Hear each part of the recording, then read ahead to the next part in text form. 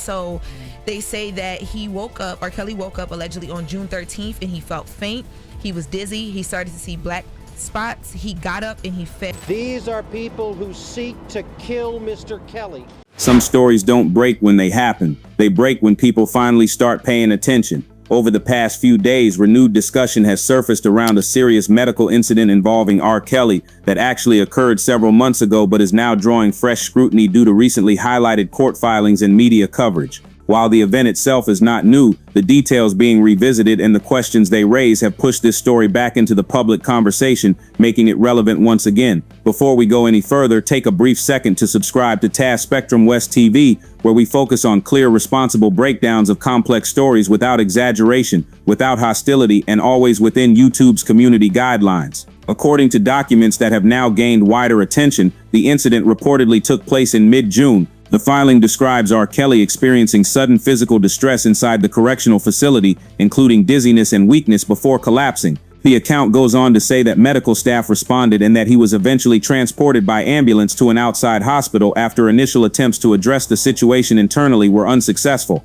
Although months have passed since the incident, the claims surrounding what happened before, during, and after that hospital visit are now being examined more closely. What has reignited interest in this case isn't just the medical emergency itself, but the broader concerns raised in the filing about medication administration, follow-up care, and how health-related issues are handled in controlled environments. His representatives allege that the situation involved more than a routine medical response and that records exist which could clarify the sequence of events. These statements are presented as allegations, not established facts, and remain subject to review. The reason this story matters now is simple. When new attention is brought to unresolved health concerns, especially those supported by formal documentation, it naturally raises questions about oversight, communication, and transparency. Regardless of public opinion, health-related claims deserve careful, measured discussion. In this video, we're not here to speculate or take sides. We're here to clearly lay out what is known, what is being claimed, and what remains unanswered, so you can understand why a months-old incident is once again becoming a major topic of discussion. Why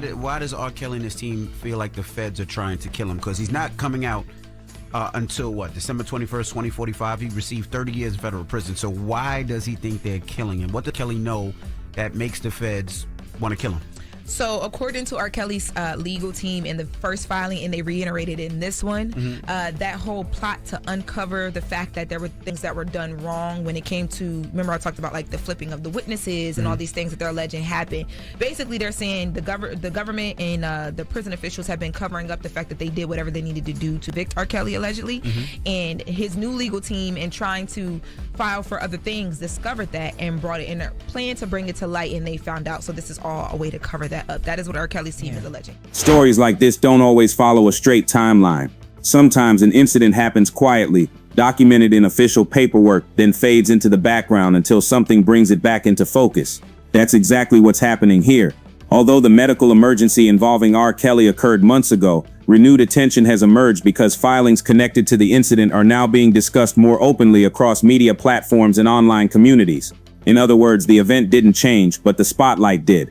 One major reason this story is resurfacing now is the way information moves in stages. Initial reports about health-related incidents in controlled environments are often limited, tightly framed, and slow to circulate. Documents may exist, but they don't immediately reach the public conversation. When filings are later referenced, quoted, or highlighted by media outlets, they can suddenly feel new, even if the timeline traces back months earlier. That delay creates a second wave of attention, one that often feels just as intense as breaking news. Another factor is the language used in the filing itself. When claims are presented in a detailed chronological manner describing symptoms, responses, and follow-up actions, it naturally draws renewed interest. People begin asking questions not because the event just happened, but because they are only now seeing the full narrative laid out in one place. In this case, the emphasis on medical decision-making, documentation, and internal procedures has caused many to revisit what they may have overlooked before. There's also the reality of public memory. In today's fast-moving media cycle, stories compete constantly for attention. When something doesn't immediately dominate headlines, it can be quickly replaced by the next major event. Months later, when the same story reappears with additional framing or renewed discussion, it can feel unfamiliar even to those who briefly heard about it the first time.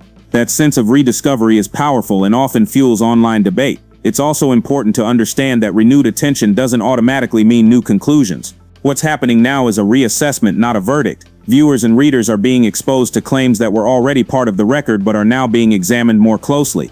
This distinction matters, especially when discussing sensitive topics like health and medical care. Relevance is not always tied to timing, it's tied to context. Social media plays a major role here as well. When influential platforms or accounts highlight an older filing, the algorithm treats it as fresh content. Clips, posts, and commentary spread quickly, often without full context. That rapid sharing can give the impression that an event just occurred, even when it didn't. Responsible reporting means slowing that process down and clearly stating when something happened versus when it's being discussed. Ultimately, this story is gaining attention now because it touches on issues people care deeply about: health, safety, and transparency. Time doesn't erase those concerns. When new light is cast on unresolved questions, no matter how old the incident may be, it naturally invites renewed discussion. In the next section, we'll walk carefully through what has been officially described about the medical incident itself, focusing only on reported accounts and avoiding speculation. According to documents that R. Kelly's legal team just filed, they are alleging that there is a man, last name Stein, who is a gang leader, a big gang leader,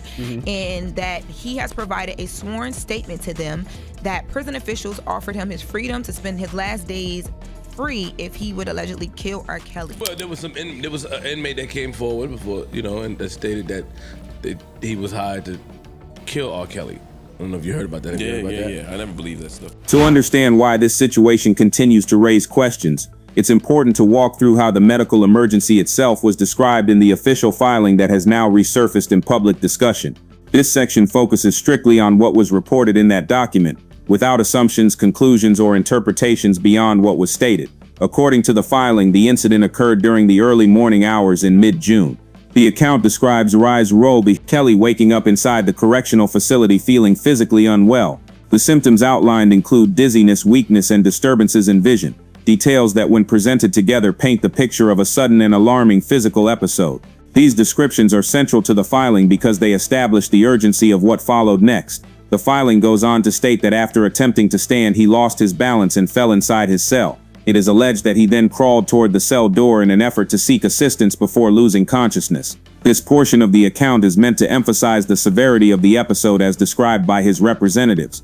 While these details have not been independently confirmed, they form the foundation of the medical concerns being raised. Following this, the document claims that facility staff responded and that he was placed on a gurney. An ambulance was then called to transport him for medical evaluation. Notably, the filing states that there was an initial attempt to take him to a medical unit associated with the facility, but that option was reportedly ruled out due to limitations in addressing the situation. As a result, the decision was made to transport him to an outside hospital. The transfer to an external medical facility is a key moment in the narrative. According to the filing, this step was taken because the situation required resources or care beyond what was immediately available on site. During the transport, the document alleges that remarks were overheard suggesting concern about the seriousness of the situation. These remarks are included in the filing as contextual details, not as medical conclusions. Once at the hospital, the filing claims that further evaluation took place, leading to additional findings that would later become part of the broader health concerns discussed by his representatives. At this stage, the story shifts from an immediate emergency response to questions about follow-up care, medication, and monitoring. What's critical to understand is that this entire sequence, symptoms, response, transport, and evaluation, is presented as an account within a formal filing. It represents one side's description of events, not an established medical determination. However, these details are what continue to drive discussion because they outline a situation that, if accurate, would naturally prompt closer review. In the next section, we'll take a careful look at the medication-related claims that emerged from this incident and why they have become such a focal point in renewed coverage. The way that this man says that this was supposed to go down is that he was supposed to kill R. Kelly, allegedly, and then he would get charged for it, and then he alleges that prison officials were going to fumble the evidence and ultimately bury the case. They would then allegedly transfer him to another location where he would be allowed to escape and stay free. It's just him. It's a few people that when they got these long cases, suddenly they all got plots to murder them and they all want to get out. As the details of the medical incident are examined more closely, one aspect stands out as central to the renewed attention surrounding this case: medication management. According to the filing submitted by R. Kelly's representatives, the medical emergency did not occur in isolation. Instead, it is alleged to be connected to how prescribed medication was administered in the days and hours leading up to the incident. The document claims that R. Kelly had already been receiving medication for previously documented conditions, including anxiety and sleep-related issues. These medications, as described in the filing, were part of an established routine. However, the concern raised by his team centers on what they describe as an additional dose that was reportedly given beyond his normal schedule. The filing alleges that this extra medication was provided by facility staff, and that he followed the instructions given to him at the time. This claim is significant because medication protocols in controlled environments are typically structured, monitored, and documented. Any deviation from a prescribed dosage, intentional or accidental, can raise questions about procedure, oversight, and communication. The filing does not assert motive or intent, rather it focuses on the outcome, suggesting that the alleged additional dose contributed to the physical distress that followed. It's important to note that the filing presents this information as a sequence of events, not as a medical diagnosis. No independent medical authority has publicly confirmed that medication caused the incident. The language used in the document consistently frames this as an allegation supported by records that, according to his representatives, exist and can be reviewed. This distinction is critical for responsible reporting and aligns with the need to avoid speculation. The filing also references surveillance footage as part of its claims. According to the document, medication distribution within the facility is routinely recorded, and the process allegedly captured on camera includes both the presentation of previously prescribed medication and the delivery of the additional dose in question. These references are included to support the timeline being described, though the footage itself has not been made public. Beyond the immediate incident, the medication issue has become a focal point because it introduces broader concerns about communication between medical staff and individuals receiving care. Even in highly regulated settings, errors or misunderstandings can occur, and when they do, documentation becomes essential in understanding what happened and why. At this stage, what exists are claims, not conclusions. The filing argues that the medication issue deserves closer examination, particularly given the health episode that followed. Whether these claims are substantiated is a matter for review by appropriate authorities, not public speculation. So R. Kelly's team is saying that all this is happening because they've been investigating whether R. Kelly's rights were violated throughout the process of his trials, and that they're alleging they recovered some information that they were, and that this information was going to come out. So this is a response. After the alleged medical emergency and transport by ambulance, the focus of the filing shifts to what occurred once R. Kelly arrived at the outside hospital. This portion of the account is significant because it moves beyond immediate response and into formal medical evaluation, where observations, tests, and recommendations are typically documented in detail. According to the filing, upon arrival at the hospital, medical personnel began assessing his condition to determine the cause of the symptoms described earlier.